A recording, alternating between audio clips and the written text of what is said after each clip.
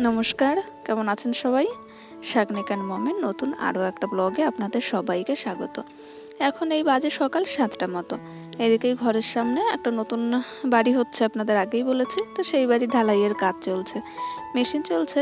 তো আপনাদের ভাবলাম একটু দেখিয়ে দিই। আর এদিকে আমার সমস্ত সকালের বাসি কাজ কমপ্লিট হয়ে গেছে।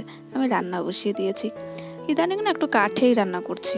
কেন বলুন তো, ওই কাঠ রয়েছে বেশ অনেক। সামনে বর্ষাকাল, কাঠগুলো সব নষ্ট হয়ে যাবে এখন যদি রান্না না করি।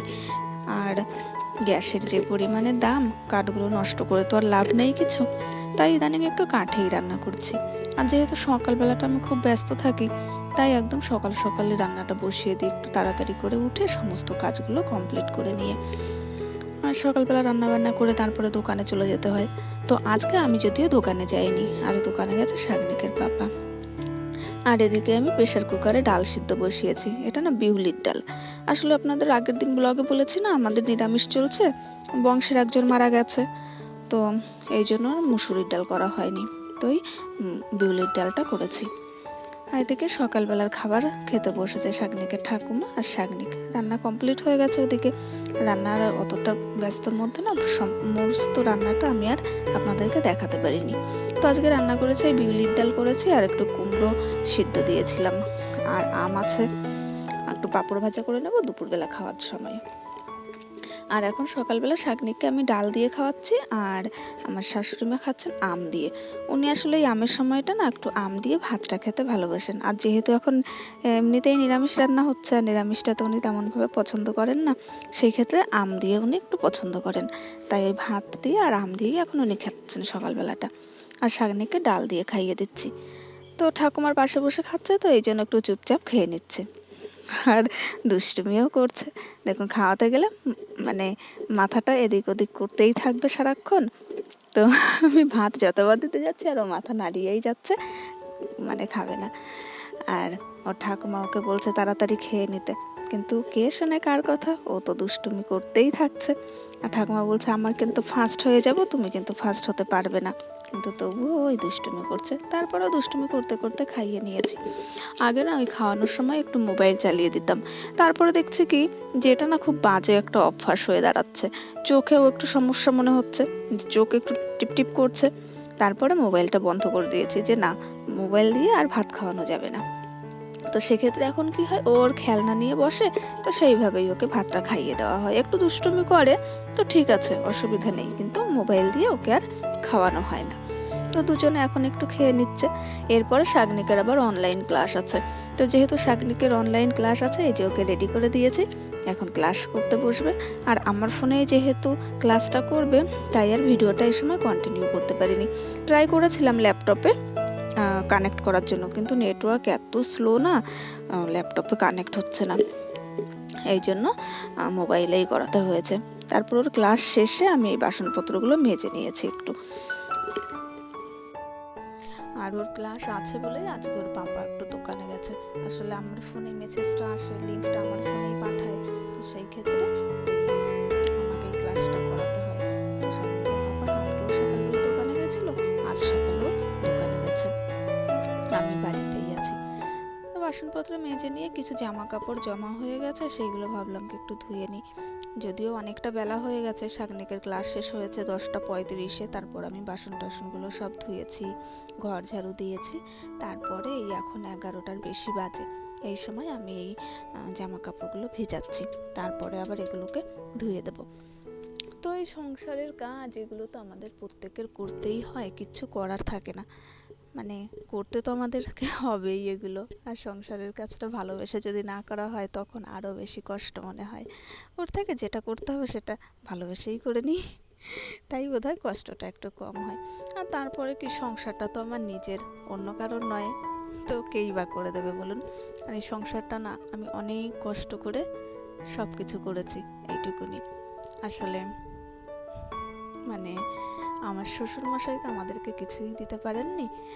তো সেক্ষেত্রে আমার সংসারের একটা বাটি বলুন, আর আমার এই এক হাত জায়গা বলুন, পুরোটুকুই আমাদের নিজেদের করতে হয়েছে বা নিজেদের করা।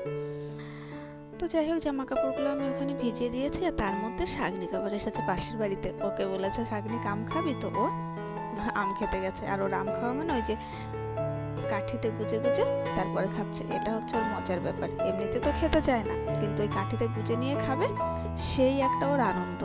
আর ওই আনন্দের জন্যই ও আম খাচ্ছে। আর ওই পাশের বাড়ি ও দিদি ডাকে, তো আম কেটে দিয়েছে আর ও বেশ ওই কাঠিতে গুজে গুজে এগুলো খাচ্ছে। তো আমিও ভাবলাম যাই না একটু ভিডিও করে নিই, সেটা আমি আপনাদেরকেও দেখাতে পারবো, এই কারণেই। তারপরে আবার আমি এই বাড়িতে এসে জামা কাপড়গুলো সব কেচে দিয়েছি। তো আমি জামা কাপড়গুলো কেচে দিয়েছি আর আমার শাশুড়িমা বলছে তাহলে দাও আমি এগুলো মেলে দিই, তাহলে তোমার একটু তাড়াতাড়ি হবে, অনেকটাই তো বেলা হয়ে গেছে। তো আমি জামা কাপড়গুলো সব কেচে দিয়েছি, উনি একটু এগুলো এই রোদে মেলে দিয়েছেন। তো আমার একটু হেল্প হয়েছে যে তাড়াতাড়ি করে জামা কাপড়গুলো আমি কেচে দিয়ে ঘরটা মুছে স্নান করে নিতে পেরেছি। এইটুকু হেল্প অন্তত হয়েছে। তো যাই হোক, অনেকে হয়তো অনেক কিছুই বলতে পারে এটা নিয়ে যে শাশুড়িকে দিয়ে কাজ করাচ্ছে, কিন্তু বলুন তো একই সংসারে থেকে আমি একা একা খেটে যাচ্ছি, তো ওনারও তো হয়তো খারাপ লাগছে। আর ওনার তো বয়সের কারণে উনি সেইভাবে তো কাজ করতে কিছুই পারেন না। তো এইটুকু উনি পারবেন, আমাকে গিয়ে বলছে ধুয়ে দাও, আমি এইগুলো মেলে দিচ্ছি। তো উনি সেটা মেলে দিয়েছে। আর যদি এটা ঠিকঠাকভাবে ভাবা হয় তাহলে হয়তো কোনো নেগেটিভ কমেন্ট আসে না, কিন্তু অনেকেই না নেগেটিভ কমেন্ট করছে দেখছি। আমার একটা শর্ট ভিডিওতে জাস্ট সেদিন আমাদের বাড়িতে যা রান্না হয়েছে, অর্থাৎ উচ্ছে ভাজা, পাট শাকের তরকারি করেছিলাম আর ঝিঙে আলু তরকারি, তো সেটা দিয়ে আমি খেতে দিয়েছি। আর সেই শর্ট ভিডিওটাই দিয়েছি যে শাশুড়ি মাকে উচ্ছে ভাজা, ঝিঙে আলু তরকারি, পাট শাক দিয়ে খেতে দিয়েছি। তো প্রচুর পরিমাণে ভালো কমেন্ট এসেছে, কিন্তু জাস্ট দু একটা এমন নেগেটিভ কমেন্ট এসেছে যেটা আমার ভীষণই খারাপ লেগেছে। তো সেই কমেন্টগুলোর মধ্যে একজন করেছে মাছ মাংস দিয়ে খেতে দেবে। তো আপনারাই বলুন তো, মাছ মাংস দিয়ে কি আর প্রতিদিন খাওয়া যায়? প্রত্যেক বাড়ি কি আর প্রতিদিন সপ্তাহের 7 দিন মাছ মাংস হয় বলুন তো? যেই কমেন্ট করেছে সে বোধহয় প্রচুর বড় লোক, তার বাড়িতেও হয়তো প্রতিদিন মাছ মাংস হয়। কিন্তু বিশ্বাস করুন, আমার তো ঘর বাড়ি দেখে বুঝতেই পারছেন, আর ঘর বাড়ি যেমনই থাকুক সপ্তাহে সত্য 7 দিন মাছ মাংস খাওয়া সম্ভব হয় না, তাই না? তো আমার যেদিন যেমন সম্ভব হয়েছে আমি তেমন করে রান্না করেছি।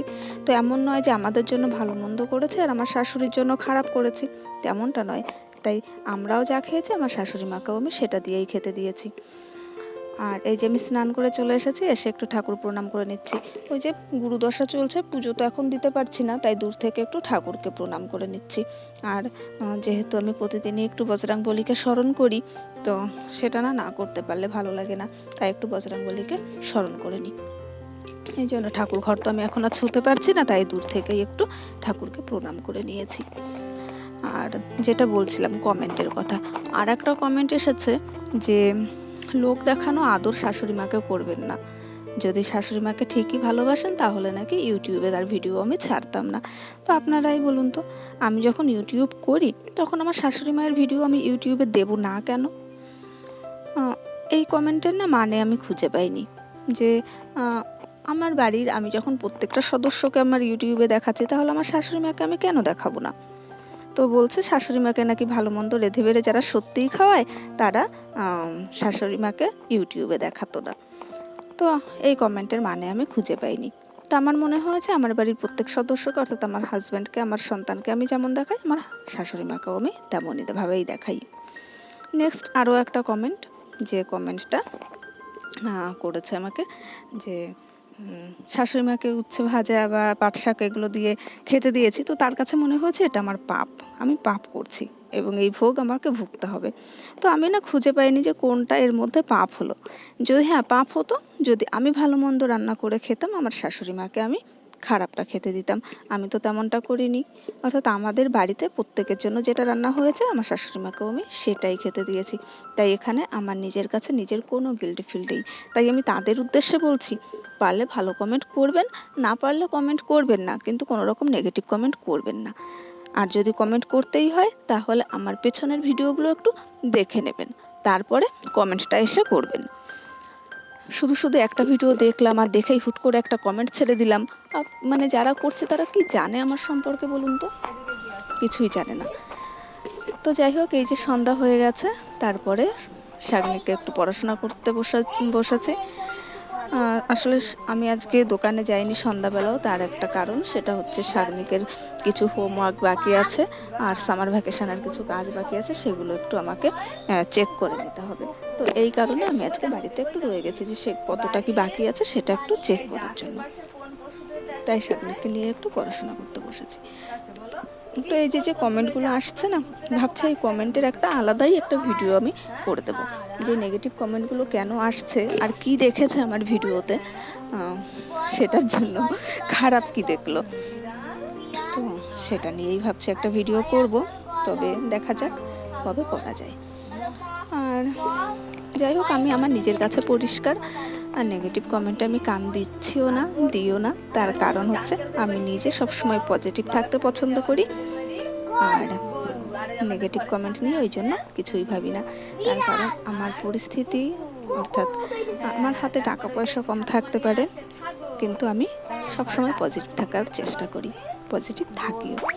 তাই নেগেটিভ কমেন্ট নিয়ে মাথা ঘামিয়ে শুধু শুধু নিজের মন খারাপ করছি না। আর এটাই হচ্ছে বলার। তো যারা এই কমেন্টগুলো করছেন তাদের উদ্দেশ্যেই বলছি যে এই সমস্ত নেগেটিভ কমেন্ট করে কোনো লাভ হবে না, আমাকে থামানোও যাবে না। তো আজকের মতো ব্লগটাই এখানেই শেষ করব। দেখা হচ্ছে পরের ব্লগের সঙ্গে। সেই পর্যন্ত আপনারা সবাই ভালো থাকবেন, সুস্থ থাকবেন আর সাবধানে থাকবেন। অবশ্যই পরে একটা কমেন্টের ব্লগ নিয়ে আসব, তখন সবার প্রশ্নের সব উত্তরগুলো আশা করি আমি যতটা সম্ভব তাদের সম্মান রেখেই দেব বা দেওয়ার চেষ্টা করব। টাটা, বাই, দেখা হচ্ছে পরের ব্লগের সঙ্গে।